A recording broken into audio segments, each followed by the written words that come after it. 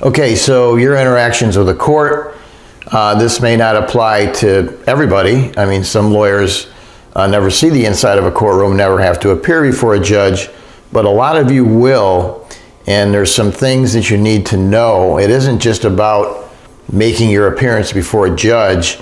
There's a whole bunch of stuff going on in that relationship that could go wrong or could go very well for you depending on how you handle it, and I just have a couple of thoughts here. First thing is interaction with the court's staff. The court has, secretaries, it has administrative people, it has clerks, it has law clerks that support the judge. And your relationship with that staff can either be disastrous or it can be gold for you. You need to develop that relationship with the staff. Every court has its own rules. And not only does it have its own written rules, which you can just go and read, but it has its own practices, its own customs.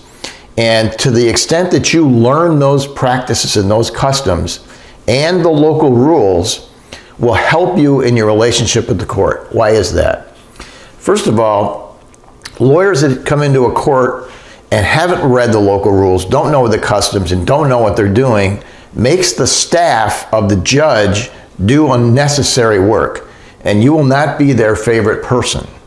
But someone who goes out of their way to make sure everything's filed according to that judge's local rule and that judge's practice. I mean, you have a statute, you have regulations, and then you have local court rules, and then you have kind of, maybe written procedures for that judge, and then you have unwritten practices for that judge. If you are versed in that and you're letting everything go through that staff system with ease because you're following the rules, you're going to get a good positive result and you're going to be able to work with these folks in the future. You want that relationship to be friendly and yet professional. Sometimes lawyers kind of look down on staff people. Big mistake.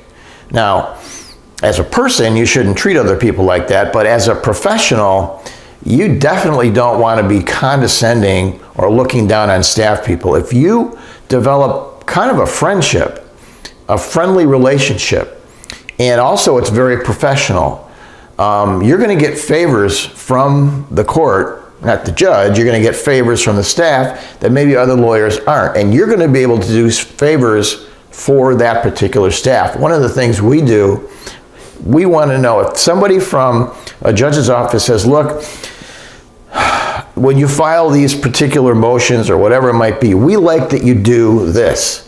This, I don't care about. I don't care what you want me to do, I will do it so that your job is easier. And then that will be reciprocated.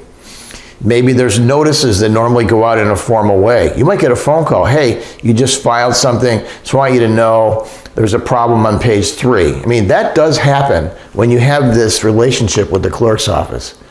How about the court? How about the judge, him or herself? Really depends on the judge. Some judges are very formal, okay? They don't want a personal relationship with anybody in the bar. They're not particularly adverse to them, but they think that they have to draw the line, and they're always formal, and they don't want any kind of a personal relationship. Other judges are very professional and very formal in a court context, but when you get into chambers, or maybe you see them at a CLE conference, it's friendly. I mean, I know judges that play golf with people's members of the bar, that socialize with members of the bar, and yet at the same time, when you're in court, they're very professional, very formal. I particularly like practicing before those judges. But if I'm in front of a judge that I know draws the line and doesn't do that, I respond in kind. How about judges that have adverse views from you? Well, that's going to happen. They're going to see the law differently than you do. They're going to rule against you.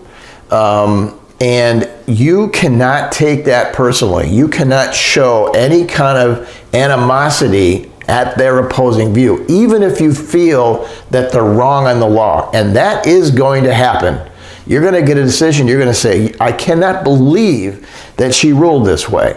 That is just wrong. Okay, if it's really wrong and you think reversible error has taken place, then by all means, file your appeal. If that's economically possible in your case, if the chances of success are good, I don't have any problem with that. But what you don't want to know, what you don't want to do rather, is telegraph to the judge, especially in open court, you were wrong, I disagree with that, I take, umbrage at that decision. Big mistake. You can't win doing that. You have to know your judge, right? There are pro-plaintiff judges, pro-defendant judges, pro-consumer judges, pro-business judges. Before you decide what you're going to do with your litigation strategy, you have to know if you're a consumer lawyer and maybe you have a dynamite consumer case. But wait a minute, I got Judge X, and I know that Judge X hates these consumer statutes. I know that Judge X is very pro-business. That puts a whole different flavor on your case, and you have to kind of tell your client, yeah, we have a good case, we got a bad judge. You have to know the leanings and opinions of the judge that you're in front of. So those are just some of the things that you should keep in mind in interacting with the courts in which you practice.